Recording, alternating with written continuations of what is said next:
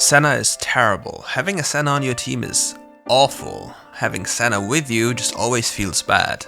Wait, no, stop. That's absolute cap. Many content creators are telling you that Senna is weak, annoying, and just overall just not doing anything, just an interpick. And today I'm going to show you that this is the biggest cap you've heard in a long time. But before we hop into the video, let's get to our question of the day. What is your personal perception of Senna? Let me know in the comments below. So, generally speaking, Senna is viewed as a terrible champion on your team, but no, she is broken, and here's why. She features insane laning, crazy sustain, infinite scaling, infinite compositions, is an insane sickle support item user, has a global ult, and the list goes on. So, why do we believe that Senna is so bad? But before we go into that, let's talk about what Senna does as a champion and get to the ability rundown, because there might be some misconceptions about how Senna works. Let's talk about her passive first. Monsters, minions, and champions sometimes drop souls which you can collect. Cannons always drop souls, champion kills always drop souls, but if you want the cannon soul, you are not the one that's supposed to kill them. Those souls grant you attack damage, upon reaching certain milestones you get range and crit bonuses. So let's get the first thing out of the way. Senna is not supposed to farm minions. She's paired with somebody who is going to farm minions, but she herself isn't farming minions. That's the number one thing you have to do. The next thing is about farming souls from champions. When you attack an enemy champion, you mark them and you deal bonus physical damage upon hitting them again with an auto attack, your first ability, your second ability, or your ultimate. Your ultimate ability can also collect souls that are just lying around on the map. Senna's first ability is an ability that deals damage in a straight line and heals allies. This also works as an auto-attack reset, which is the mandatory thing you have to consider when it comes to your trading pattern, which I'll get into later. Her second ability is also a line skill shot that can be blocked though. Once this projectile hits a unit, after a certain period of time, anything around that unit will be snared. That snare can be triggered instantaneously if the target that is hit dies. Then you'll just see people immediately getting rooted. Her third ability is an area of effect stealth ability that grants movement speed bonus, which then turns your allies into a submarine. Your allies will be seen as wraiths once they leave the circle, and if they stay inside the circle, which means immediately around you, they'll be completely invisible. Which means once you walk up to certain areas, they will not see, like the enemy will not see who is with you. Which then leads them to assume that you might be alone because they cannot physically know who is with you. And if that is the case, they might commit the mistakes and allow you to just punish them. Additionally to this, those people in the wraith form cannot be distinguished from each other.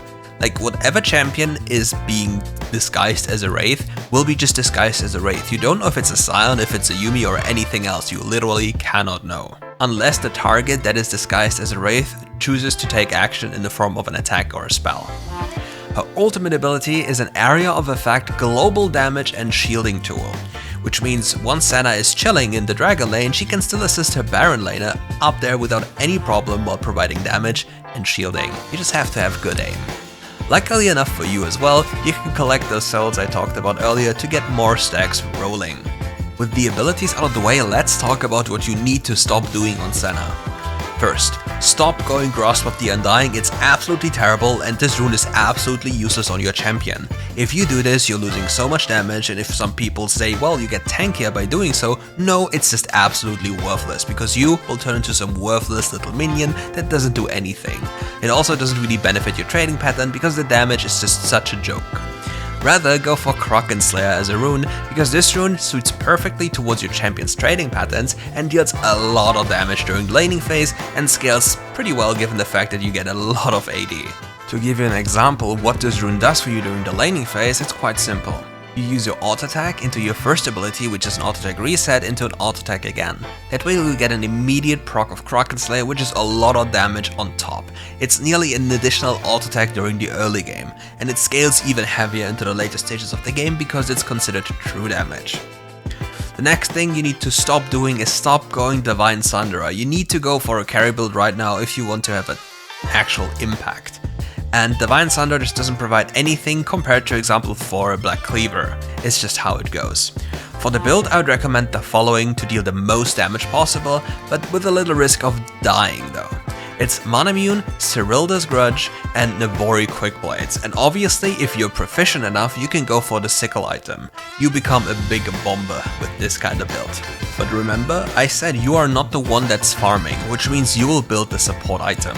Now you have to make the choice. I personally believe that you can go Sickle a lot because you can just proc it with your first ability, but if you want the most reliable income in the form of gold without anyone being able to deny you that gold, Relic Shield will provide you the best stats possible because of 100 HP during the laning phase and just an easier access to gold. All you have to do here is to hit last hits on cannon minions and melee minions. The problem though is you will lose potential souls doing so, which means you're scaling a little bit less fast. Compared to this, if you go Sickle, you have to understand how your champion functions. You can use minions or anything or any unit as a proxy target to hit your first ability on enemy champions to get those stacks. It's even possible for you to use your ally or a minion to hit an enemy tower from range with your first ability to get some additional gold. But you have to remind yourself to go for quick trades that suit your pattern very well, because your free pot pattern gives you free stacks and is additionally to that your typical trading pattern. It's really nice to have this kind of thing. Another item we need to talk about, however, is Runaan's Hurricane. Runaan's Hurricane is often looked over and glossed over and like, it's not a real item, but it's a real item on your champion, and I'll tell you why. Runaan's is a great item as it procs your passive on multiple targets and resets your first ability by 3 seconds per auto attack if you hit multiple amounts of people. If you hit 3 people with your normal auto attack, including the Runaan's bolts, you'll get 3 seconds cooldown reduction. Now if you have a Nabori Quick Blades on top, you'll get even more cooldown reduction, which allows you to spam healing. Now, since you have Manamune, you'll have enough mana to sustain this kind of healing, but without that you'll run out of mana almost immediately, so that's a given. But what enchantment is actually the best on Senna? The answer here is quite simple again, it's the Protect enchant. And this is why. Normally you would say, okay, but the enemy has shield cut, but what do I do now? Well, you can cast your first ability, which is healing. But what about them having healing reduction? Well, you can cast your ultimate ability, which is shielding. So you can always adapt to the situation you're in and use the best possible thing. Keep in mind, the lower the base cooldown of the ability, the higher the effect from the Protect enchant becomes, which means as the game scales on, the cooldowns of the abilities, especially the ultimate abilities, go down, which increases the Protect enchant's value by quite a lot.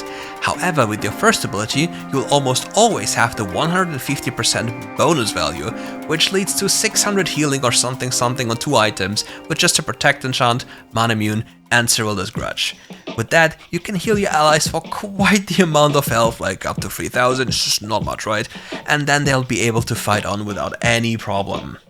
And last but not least, how do you play teamfights? Teamfights are a little bit delicate to play.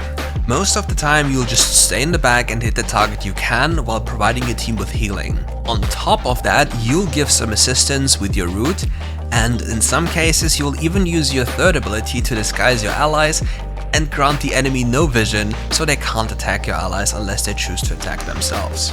For the ultimate, it's mostly about your allies' ability to lock the enemy down, because most of the time you want the sweet spot of the damage to hit the entirety of the enemy team, because it's quite a lot of damage given the 80 scaling and the base scaling this ability has. So whenever your allies have crowd controlling abilities that can lock people down, you can sometimes wait with the ultimate to get the money shot in, and therefore deal a lot of bonus damage, which then turns the tide in your favor and wins you the fight, because your champion provides a lot of utility in the form of shielding, healing and burst damage. And that's it for today's video. If you want more RiftGuides content, then just make sure to leave the like and subscribe button and come back for more. Because there's more champions that are absolutely broken, but viewed as super weak, and we are about to just crush this idea and tell you how broken they really are. See you soon.